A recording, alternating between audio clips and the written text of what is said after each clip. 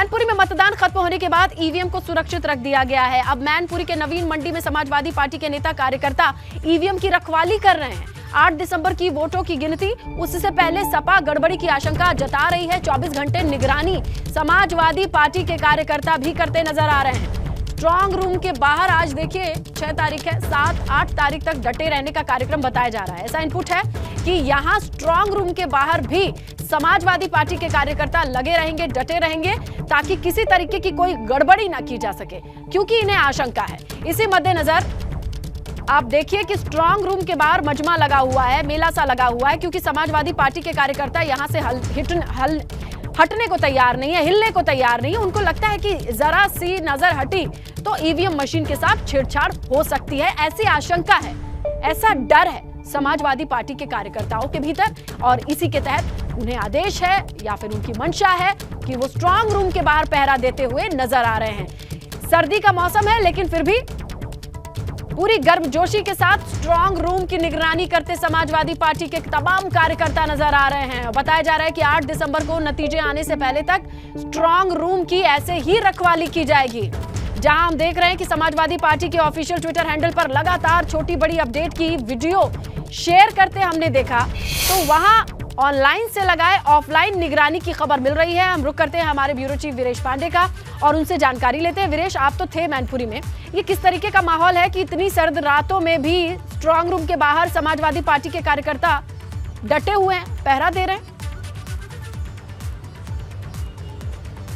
देखिए, समाजवादी पार्टी के अस्तित्व का सवाल है, समाजवादी पार्टी के मुखिया के अस्तित्व का सवाल है, उनकी साख का सवाल है, और नव समाजवाद के गढ़ मैनपुरी जिसे कहा जाता है उसका अस्तित्व का सवाल है। और कल अखिलेश यादव ने आह्वान किया अपने सभी समाजवादी समर्थकों को, कार्यकर्ताओं और नेताओं को कि भैया चुनाव हो चुका है, अब ईवीएम की रक्षा करना तुम्हारी जिम्मेदारी है। और जब समाजवादी पार्टी के राष्ट्रीय अध्यक्ष अखिलेश यादव ने आह्वान कर दिया और अपने कार्यकर्ताओं से कह दिया, तो कार्यकर्ताओं से हमारी बात हुई वहां पर, उनका कहना था कि अब तो रात काली है, अब वहीं बैठेंगे, वहीं सोएंगे, वहीं खाएंगे, जब तक रिजल्ट न निकल जाए तब तक घर नहीं वापस आएंगे, क्योंकि अस्तित्व का सवाल है स्नेहलता। और बहुत सच में कह रहा हूं, निश्चित रूप से ये समाजवादी पार्टी का जो रिजल्ट है भाजपा से ज्यादा समाजवादी पार्टी के लिए बहुत मायने रखता है। उसके लिए अस्तित्व का सवाल मैं बार बार कह रहा हूं,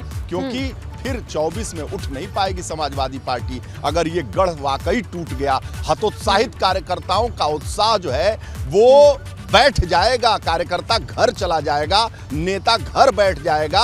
अगर ये चुनाव बहुत ही निर्णायक चुनाव है, इसे उत्तर प्रदेश की सियासत के लिए मैनपुरी का रिजल्ट जो 8 को निकलेगा, उस दिन बहुत निर्णायक चुनाव है। पूरे देश की नजर है, पूरे देश के विपक्ष को ध्रुवीकरण करने वाले सारे नेताओं की, चाहे वो ममता बनर्जी हो, शरद पवार हो, चाहे तेजस्वी हो, नीतीश कुमार हो, लेकिन धर्म संकट जैसी स्थिति भी पैदा कर दी गई है। सबकी नजर है मैनपुरी पे। देखिए वीरेश, एक तरफ तो धर्म संकट जैसी स्थिति अखिलेश यादव के लिए क्या ये है कि नहीं, आप क्लियर कीजिएगा, आप और विवेक दोनों में से जिसके पास भी इनपुट हो, क्या ये जो पहरेदारी चल रही है, जो तमाम कार्यकर्ता पहरेदारी कर रहे हैं स्ट्रांग रूम का, उन पहरेदारों के पहरेदार बनकर के अखिलेश यादव उनके साथ रहेंगे, या फिर विपक्ष की भूमिका में, नेता प्रतिपक्ष की भूमिका में वो लखनऊ आएंगे? उनकी कहां मौजूदगी रहेगी आज की डेट में, इसे लेकर के कोई इनपुट?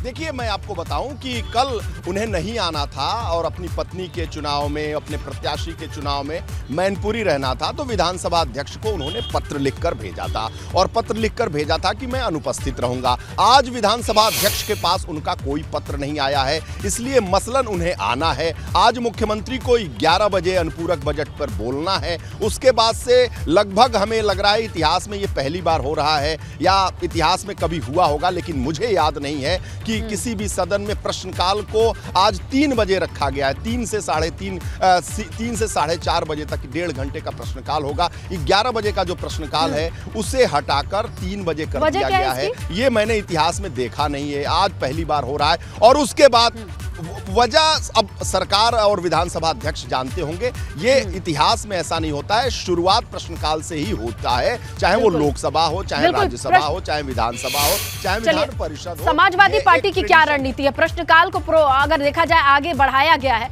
समाजवादी पार्टी के बाहर, कार्यालय के बाहर ही हमारे सहयोगी विवेक भी खड़े हैं। विवेक, किस तरीके का इनपुट मिल पा रहा है अगर समाजवादी खेमे की बात करें?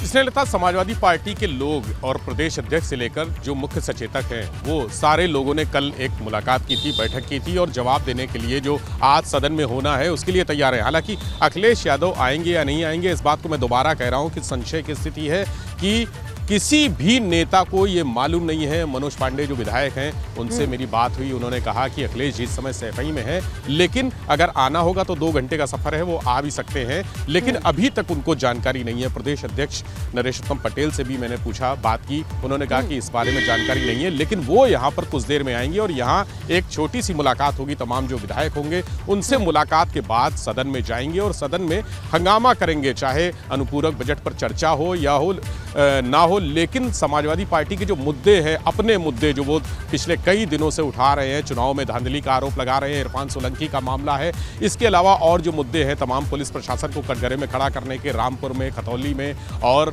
मैनपुरी में, वो मुद्दे उठाएंगे। इस बात को लेकर वो हंगामा करेंगे। इतना तय है कि आज होगा सदन में जो कार्रवाई होनी है वो कार्रवाई अपनी जगह है, लेकिन समाजवादी पार्टी आज हंगामा करेगी। दोनों स्थिति हमारे सामने है। मैनपुरी में एक तरफ स्ट्रांग रूम के बाहर पहरेदारी और उस पहरेदारी की जिम्मेदारी अखिलेश की होगी, या फिर नेता प्रतिपक्ष की भूमिका में यहां पर सरकार को घेरने के लिए घेरेबंदी, कौन सी भूमिका में कहां अपना वक्त ज्यादा देते हैं अखिलेश, ये आने वाले वक्त में ही पता चलेगा। फिलहाल वीरेश, विवेक, आप दोनों का बहुत शुक्रिया डिटेल में सारी इंफॉर्मेशन हमारे दर्शकों से शेयर करने के लिए।